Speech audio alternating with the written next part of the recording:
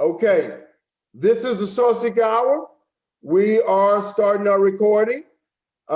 We have made a few mistakes, so we are restarting. But as they say, the show must go on.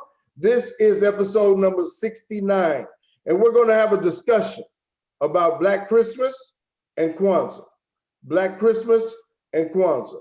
And Dr. Vion, yes, sir. We had a discussion about the value of Christmas, and I was saying that there's an opening now for Kwanzaa in this environment. And you were saying, I don't want to speak for you, but it seemed like you said that was a strange way of looking at it. Go ahead, speak, brother. Well, you know, I want to, the people missed it, but basically when you talk about Black folks celebrating Christmas, all we're doing is celebrating the holidays of our oppressor, like all oppressed peoples do. You know, people that weren't Muslims, they're Muslims. People that weren't Catholic are Catholic, and people that weren't Christians are Christians. When their colonizer comes in and makes them, you know, whatever religion that the colonizer is. So when you talk about starting a Black Christmas, all you're doing is just saying we're going to embrace our colonizers' ways of life and try to incorporate it into our If own. I may say, when I say the term Black Christmas, I'm talking about Black people and how we view Christmas. I'm not saying conjoining those two terms. I'm saying, how do Black people look at Christmas? What you say about that, Sister Karen? Well, I have different beliefs, you know, but for me, I see nothing wrong with celebrating Christmas, even though, of course, we know that it was made, you know, for man, it's commercialized. But I feel like we as human beings, we are in control of our spending. If we go out there and get in debt behind one day, I think that's foolish.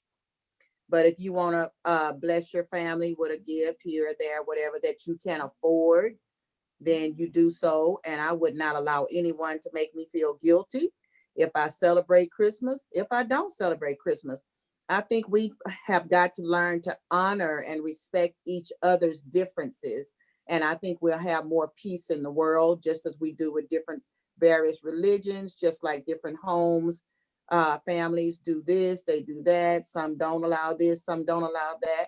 I think we just have to respect each other's differences. If you're Muslim, if you're Catholic, if you're Baptist, if you're no religion, you know, I think we just have to learn to respect one another and to not make each other feel like that your thoughts is wrong, my thoughts is the way. I think we get, and I think this time of year and Easter, Christmas, Easter, and other religious holidays, I think that causes a lot of division in our countries and in our families, because people have different thoughts and different beliefs. And I think we have to just respect one another's differences. I love Christmas time. And I don't put up a Christmas tree and have the decoration, not because I don't believe in it. I just don't have time for it. And my kids have outgrown it. They're not interested, you know. And I never really raised my kids with all of that, you know, but they always expected something, you know, Christmas time. And most time when they get a certain age, I just gave them money, you know. And I didn't have time to be going out shopping. My grandkids, you know, that's a different thing. I go out shopping for them and get them a few little items, but I'm not going to go broke. I'm just not going to do that. It doesn't make sense. And that's where I think the ideology of going broke during this time of year, I think it's just, unfortunately, in my opinion, not that my opinion is right, but in my opinion, I think that's foolish. It's foolish to go broke in anything that you cannot afford. And I think we all have to, as you had the lesson about Black wealth, you know, I listened to part of that. And in the Black community, a lot of us weren't taught to save, you know, and I thank God for my parents who taught us to save. And I believe that's the problem. We just spend like it's like we just go to a tree and just tear it out the tree, you know, and instead of just managing our money and not letting man and commercial commercialization control our pocketbook instead of us looking at the future and what's going to come up next, you know. And I think that's the devastation to me of celebrating Christmas, the commercialized Christmas. But when I celebrate Christmas, I celebrate the birth of Jesus Christ. That's what I celebrate, you know, and I don't celebrate all the gifts. You know, I believe Jesus is the reason for the season. And I believe that's the way many Christians do believe, but many Christians do go out and spend unnecessarily, you know. But then you have the Jews who celebrate Hanukkah, you have the, you know, those who celebrate Kwanzaa. And then I forgot the other Spanish holiday. The Spanish also has a certain that they honor during this time of year, but I forgot what it was. That's what my video was about. But I just, you know, I just don't believe in going broke for this, you know, this time of year. I don't get caught up in all the commercialization of it. Yes, ma'am. Yes, ma'am. For those who are just joining us, we had a few technical difficulties, but we continue on the Sosik Hour, number 69. Number 69.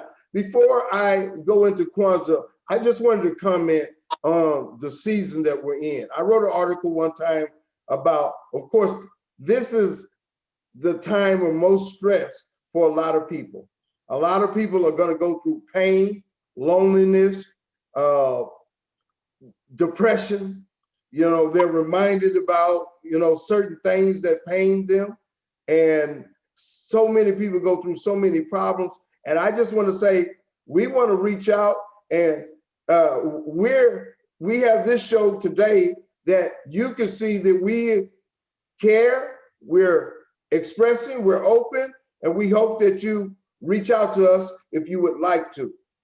Kwanzaa is 7 principles by, pronounce his name, Dr. Vion, the brother who— Ron Karinga. My Karinga. Ron. Okay. There have been certain periods of time where Kwanzaa was rising up.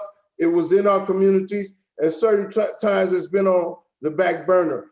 I said in the previous part that now is an opening because of the Black Lives Matter, the culture trying to rise, but also there's a powerful force at the same time against it. And you see that in the election, you had over 75 million people that voted for Donald Trump, you know, who's, I would say, is a cultural spotlight of where the anti-progressive movement lies, or conservative movement lies, as opposed to the progressive or the cultural rising aspect of where we are.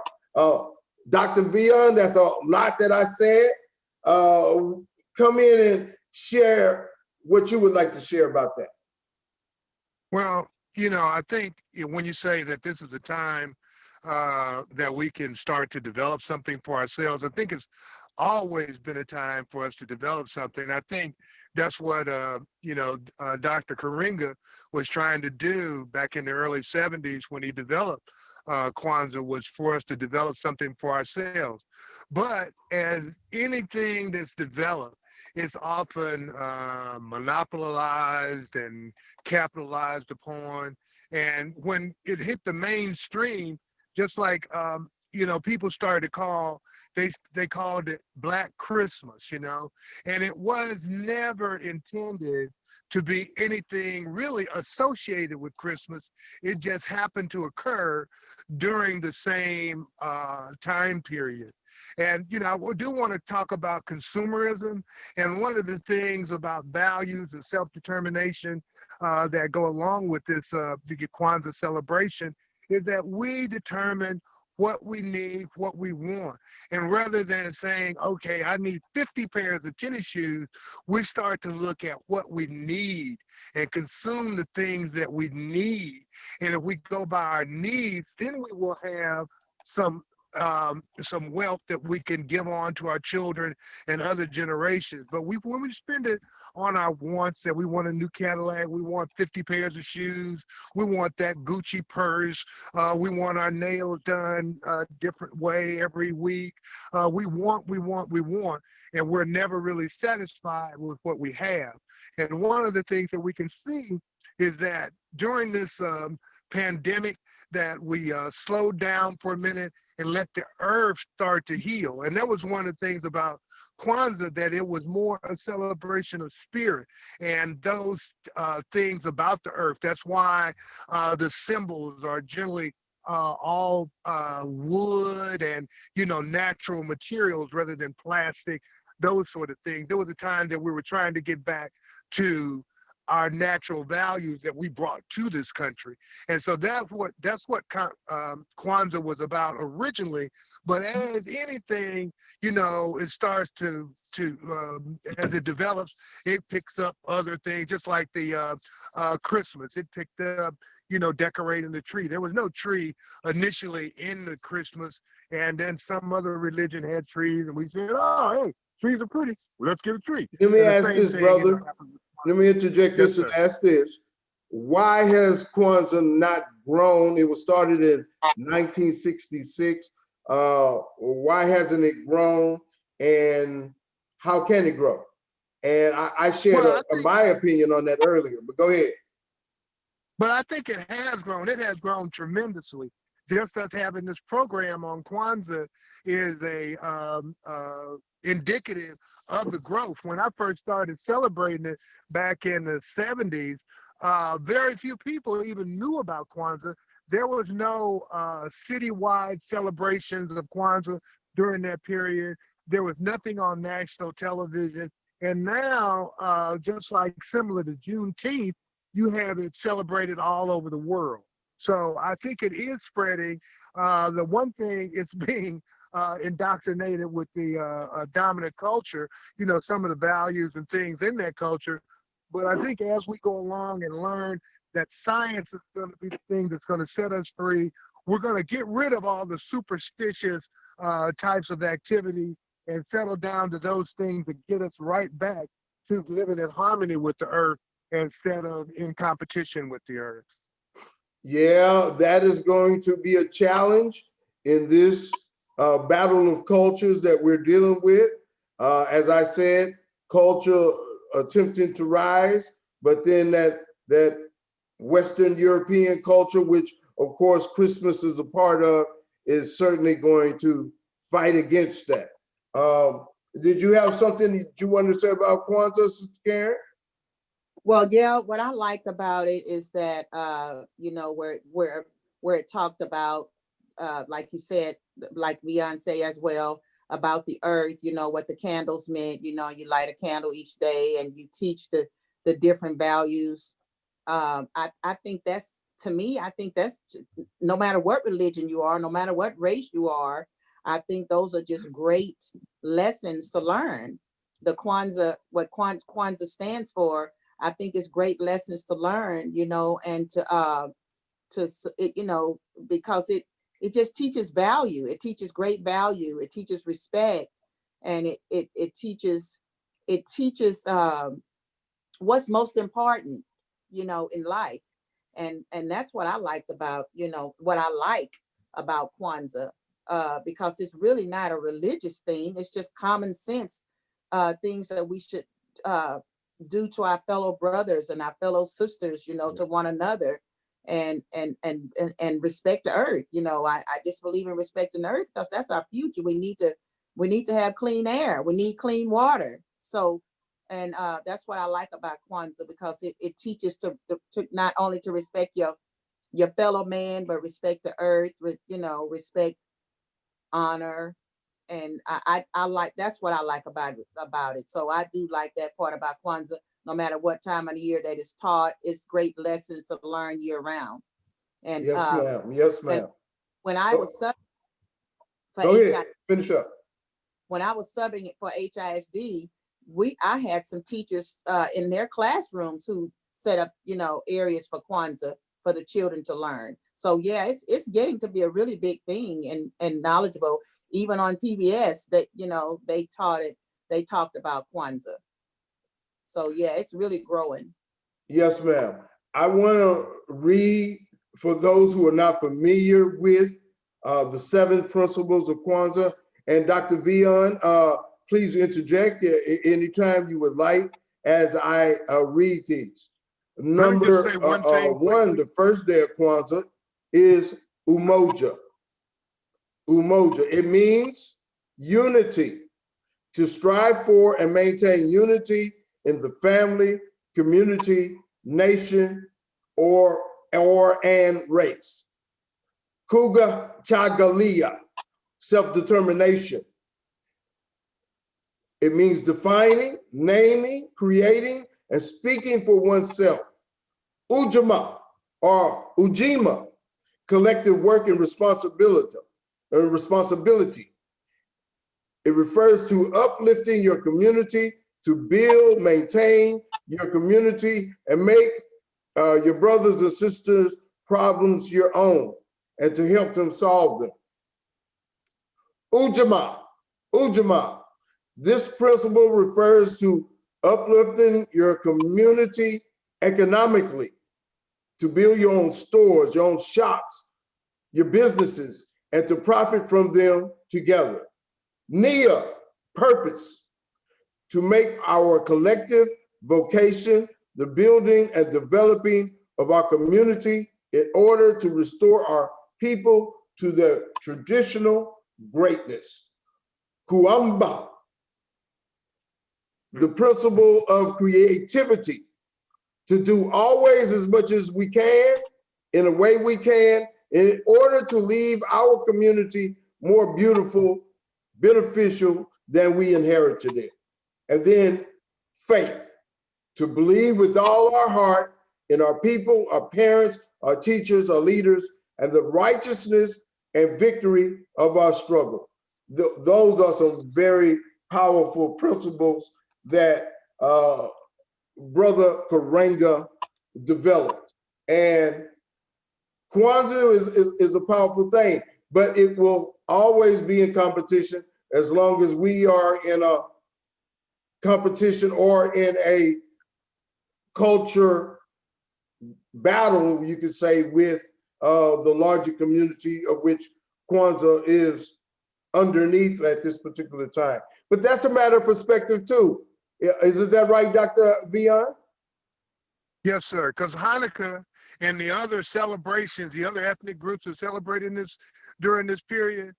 Some of them, may be co-opted by Christmas, but, I would say many of the traditional Jews, they don't even think about Christmas. Matter of fact, they're going to be open on Christmas so they can get your Christmas dollars. So, and they'll serve you and they're, happy to do that. So, it's only generally us because we've been so subjugated and we have been downtrodden that any straw that comes by, we get on it and try to grab it and ride that to safety rather than developing our own boat out of the reeds that we have. So, it's unfortunate that we can't develop for ourselves, but this is what the Nguza Saba, the Black value system that Karenga developed, that's what we were supposed to use as a guide every day throughout the year to guide our thinking and to guide our interaction. But unfortunately, that's not the case. It's even like the Christian religion. We're supposed to use the 10 Commandments and those values to guide our behavior every day. But as with most religions, with practice, we fall very, very, very short. Yes, sir. Dr. Vion, I am very disappointed that I did not mention that you are surrounded by cold and ice and snow. And Dr. Vion, would you like to share a little bit about that? I hope I don't offend you. Ho, ho, ho. No. What's the name of the place, baby? Oh, right. Okay, I'm in the Upper Peninsula of Michigan. It's about between 14 and 17 degrees where I am. Of course, snow's on the ground, and I'm at Tequamanon state park, camping out in a tent on the ground. Well, not on the ground, but in a tent. Yeah. And so, you know, this is really the spirit that we have to get back to nature, to be able to deal with nature as it is, rather than, oh, let me go build a big hotel so I can come out here and enjoy the wilderness. No, you know, I'm doing it like our ancestors did, that the Seminoles that had to walk out of Florida to Oklahoma during the Trail of Tears. You know, so, you know, we're trying to, you know, get back to the way we used to live in harmony with nature rather than trying to overcome nature. So that's what I'm out here doing now. So are you at a bike tournament? Ladies and gentlemen, No, Dr. Vion is a world-class bicyclist. no, Are you at a bike tournament, actually, sir? no. I'm just actually practicing maybe for a ride from northern Michigan back to Texas. So this is part of the camping out and selecting gear and all that stuff to be able to do a ride back to Texas. What we should be able to do is function in basically any climate on the planet where we, you know, normally occupy. So we can get out, get our exercise, do things, do our work, that sort of stuff, like we used to do, but we've forgotten how to live in harmony with nature. So we don't know how to even put on our coat and shoes and what type of things to get in order to come out and live with nature. So I'm practicing so I can learn to get back to those skills. You know, building a campfire, cooking over a campfire, those sorts of skills. I can't think of a better thing to do on quote unquote Christmas Eve, sir. I really can't. Yes, sir. I envy you. And you're out there in the cold. You're on the nature hunt and walk. And yes, sir. Very, I'm, very I'm powerful. not by myself, though. Say again. I'm not alone. Yeah, Okay. Well, ladies and gentlemen, I just want to say if you want to become an expert bicyclist like Dr. Vion, check him out when he gets back into Houston at Tour de Hood and all of the powerful things that he does over there. Sister Karen, did you want to comment on Dr. Vion or talk about what he was talking about Kwanzaa? Well, I just, you know, I support what he says. You know, I believe that we have to come together, unite together, and help build our community, learn more about the earth. I started planting a whole lot during this COVID. You know, it's something that I've been wanting to do for so long, but my schedule has been so busy. So I've started planting pineapple plants and cherry seeds and okay. my red bell peppers, my green bell peppers, my lemons. You know, I've started a whole lot of planting during this season. And my kids are like, you know, I've been saving seeds for years. And I've always told my kids, you know, we need to learn to plant and we need to grow our own. And my schedule has always been so busy till I couldn't do it. So I've used this time I've really been doing a lot of planting and I'm just so excited because everything seems to be going really well. My ginger root and all of that. I'm just excited. I do believe we have to. My father was a farmer and his family was a farmer and my grandfather, and they used to sell in the city of a small town called Kearns, Texas, and which is up near Yeah. Corsica. And so they used to Mhm. farm. They had a huge farm and they sold into the city, and that's how they survived, you know. And so my dad always had a farm, always had either pecan tree, fig trees, or all different types of vegetables that we ate from, you know. So I wanted to do that so badly. So I'm just in a way, I'm really grateful. I'm not grateful because people are sick, but I'm grateful that I have a lot of extra time where I can do a lot of planting. So Yes. I do believe in that, you know, with Kwanzaa, and for us to unite and to learn to save our monies. It's just so important to save our monies, you know, and to be able to be ready for the future. You never know what tomorrow's going to bring. Yes, ma'am. Very much definitely. You have to a part of Kwanzaa, let me be sure, Dr. Vion, is a festival of fruit. Isn't that, doesn't it have a ritual called the Festival of Fruit or something of that nature? Well, the whole thing is kind of the festival. Generally, the biggest night is on Kwanzaa, the New Year's, the night before New Year's. That's when they have the biggest celebration. One of the biggest celebrations, but the first night in most cities is huge. Umoja is really huge, but the party, as it was, originally celebrated, was the next to the last night, Kumba. Yes, this has been our 69th episode. We're gonna get ready to close. However, we will be back next week. We'll be coming from Africa, and we're gonna work on everything to make sure everything is set up. My brother Sintwali, who moved to Tanzania, Arusha, Tanzania, him and his wife and their 5 kids, she's a singer and she's agreed to do 2 original songs for us on the show. And he's gonna be talking about life from Tanzania. And we're also gonna have our original video. We're gonna talk about it. God, give us the strength to go further. We're gonna talk about that on the show. But this, we came back and had a show for our audience, people who may be watching us. We certainly appreciate you.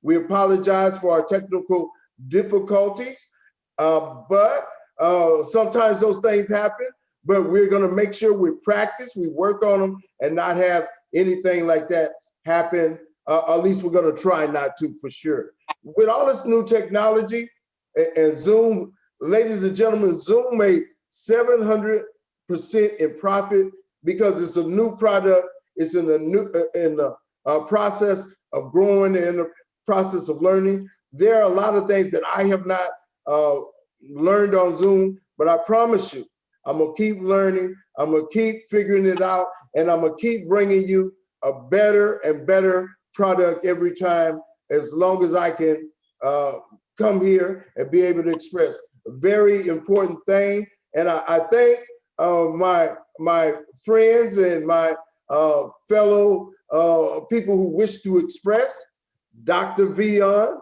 the powerful and mercurial one, the spiritual and the passionate Karen Pagicconi. Thank you all very much. I asked the audience and I asked my fellow members to allow us to go out on the video that we showed, but maybe our audience didn't get a chance to see it. And it is a great video, and I wanted them to be able to see it, but Karen, did you say something? No. Okay, well, I wanted them to be able to see it, so I am going to put that particular video on, and let me find it. Okay. Ladies and gentlemen, it is not queued up. That video is not queued up, so I don't want to take any more of our time. So I'm gonna put on an old favorite. And ladies and gentlemen, this is the end of our show. We're gonna put on a classic rap, and we're gonna be finished for today.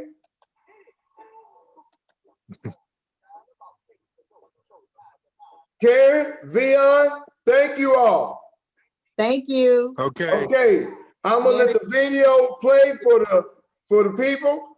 Okay, I understand, and I messed up again. We're not showing it at this time, but you can hear it, ladies and gentlemen. And there we go. Habari Gani. Habari Gani, brother, thank you. Njima. Kuomba. When the dew came flying over here, well, the hawk was out, the snow was on the ground. Folks stayed in to party down. The beat was thumping on the box, and I was dancing in the socks, and the drummer played at a solid pace. And the taste of the bass was in my face. For those of you who are still here, this is the Christmas classic by Sir Curtis Blow. Down a heavy layer of the funky junky Look at the talent of our brother to put together these words. And a guy with the AEA started to participate, and I guess you appreciate it. Sounds so sweet. We were all in the mood, so we had a little food and a joke and a smoke and a little bit of wine when I thought I heard a whoop on the top of the roof. Could have been it wasn't me. I was feeling super fine, so I went to the attic where I thought I heard a static on a chance that the rent was somebody breaking in. Put the noise on the top was a reindeer clock, just a trick, Saint Nick, and I let the sucker in. He was holy moly, and I said, holy moly, you got a lot of wishes on your chinny chin chin. I said, your ride is cold tonight, so can you stop for a drop before you go? He said, why not, if the music's hot, and I'll chance to dance beneath the mistletoe. And before he went, this fine old chin found a gift with a sip through his big red bags. And the grown-ups Okay, got some presents too. we're gonna stop. And a stereo. Thank everybody. Bye-bye.